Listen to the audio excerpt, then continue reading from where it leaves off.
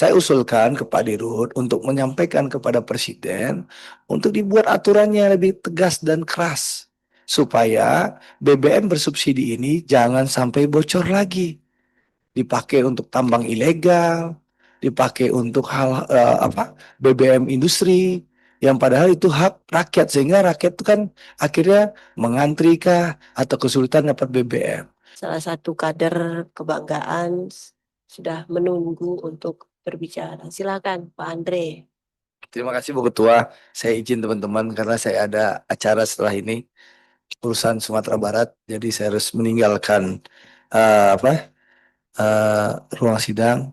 Pak Dirut dan jajaran, terima kasih Bu Ketua. Pak Dirut jajaran, saya hanya mau bicara beberapa hal. Yang pertama, eh, saya ucapkan terima kasih ya soal gerak cepat Pertamina membantu permasalahan bencana di Sumatera Barat dan juga Aceh dan juga Sumut karena merasakan saya Sumbar, saya merasakan betul bagaimana cepatnya Pertamina.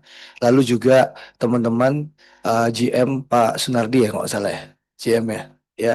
Juga waktu saya minta tolong ada permasalahan posko kami Partai Gerindra di untuk mengirim bantuan di Aceh maupun di Sumut maupun meminta pengiriman BBM itu juga direspon positif dan cepat oleh Pak Sunardi. Jadi saya mengapresiasi bahwa gerak cepat Pertamina salah satu BUMN yang responsif untuk membantu pemerintah menyelesaikan permasalahan bencana alam. Itu pertama. Yang kedua, kembali ke urusan Sumatera Barat. Yang kedua, Pak, kami itu hanya punya depo itu satu, depo Pertamina itu di Bungus Teluk Kabung. Nah, kalau Sumatera Barat ini adalah provinsi rawan bencana. Saya dari beberapa tahun yang lalu sudah mengusulkan untuk dibangun depo baru di Pasaman Barat di Pelabuhan Air Bangis. Ini sesuai dengan roadmap yang disusun oleh pemerintah Provinsi Sumatera Barat, di mana pemerintah Provinsi Sumatera mendorong pelabuhan baru selain di Teluk Bayur. Nah, dan kalau jalan di Bungus itu kalau putus Pak, itu akan mengganggu distribusi BBM sehingga akhirnya untuk Sumatera Barat dikirim dari Riau maupun dari Jambi. Nah, untuk itu saya minta udah berulang kali Pak Ega katanya dalam kajian, kira-kira kapan kira-kira kajiannya selesai, kapan bisa dieksekusi terserah Pertamina yang akan investasi bangun atau nanti Pertamina gandeng pihak ketiga itu terserah. Yang penting bagi kami warga Sumatera Barat ada depo baru untuk jaminan stok di Sumatera Barat kalau terjadi masalah darurat di Bungus Teluk Kabung. Dan ini kan hanya bukan untuk Sumbar karena di Pasaman Barat berarti berdekatan dengan Sumatera Utara. Ini perbatasan. Jadi banyak hal ya yang bisa diselesaikan dengan depo baru itu. Itu satu. Itu yang kedua. Yang ketiga juga saya mengapresiasi, saya sudah dapat laporan dari SAM ya Sumbar bahwa sudah ada dibangun command center ya di kantor Pertamina Sumbar. Saya akan mendatangi Pak Dirut dan itu bisa meninjau melihat kondisi real yang terjadi di seluruh SPBU. Kita bisa memantau dan melihat bahwa siapa saja yang mengisi dan siapa saja yang dicurigai mobil lansir. Nah, PR-nya satu lagi Pak Dirut, hanya sedikit lagi menurut saya. Pertamina kan nggak punya tangan untuk melakukan penegakan hukum. Kalau ada mobil yang diduga mobil lansir, ya, tapi kan Pertamina nggak bisa nangkap, betul nggak Pak Dirut? Nah, saya usulkan ke Pak Dirut untuk menyampaikan kepada Presiden untuk dibuat aturannya lebih tegas dan keras supaya BBM bersubsidi ini jangan sampai bocor lagi, dipakai untuk tambang ilegal, dipakai untuk hal BBM industri yang padahal itu hak rakyat sehingga rakyat itu kan akhirnya mengantri kah atau kesulitan dapat BBM. Bikinlah perpresnya Pertamina secara resmi mengusulkan kepada presiden untuk mengadakan perpres sehingga nanti mungkin ada di dalam command center itu ada Pokja atau petugas aparat penegak hukum juga sehingga di saat diduga ada di SPBU tertentu ada pelanggaran hukum terlihat di SPBU, Polsek terdekat atau Koramil terdekat bisa dikontak untuk melakukan pengecekan di lapangan ataupun penegakan hukum. Itu usulan supaya tidak lagi BBM kita, BBM subsidi dicomot atau dinikmati oleh orang bertanggung jawab. Jadi sekali lagi terima kasih Pak Simon, kerja keras Bapak dan jajaran membantu kami di Sumatera Barat, Aceh dan juga Sumut, dan minta tolong saya Pak, air bangis Pak. Terima kasih. Itu depo. Ya, itu PR Pak Ega tuh. Terima kasih. Wassalamualaikum warahmatullahi wabarakatuh. Lalu terima kasih juga PIS juga ikut bantu itu kemarin. Ya. Nah, dia yang nggak lupa sama kampungnya Pak Surya itu. Terima kasih. Wassalamualaikum warahmatullahi wabarakatuh. Hidup Sumatera Barat. Hidup Presiden Bintang sedunia. Baik, terima kasih. Selanjutnya Pak Prof. Darmadi, saya persilakan. Terima kasih Bu Anggia, Pak Eko, Pak Adi, dan Presiden Minang Sedunia, Bapak Andre, Profesor Andre. Botak dia, soalnya udah botak. Nanam juga nggak numbu-numbu. Kalau kita nggak nanam, numbu terus.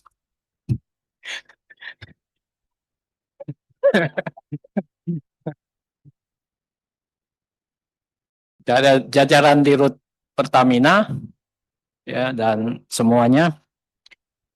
Pertama adalah ini saya apresiasi kepada Pak Dirut dan jajarannya. Pak Dirut ini responnya cepat. Tengah malam pun di WA dia jawab. Ya. Responsif sekali.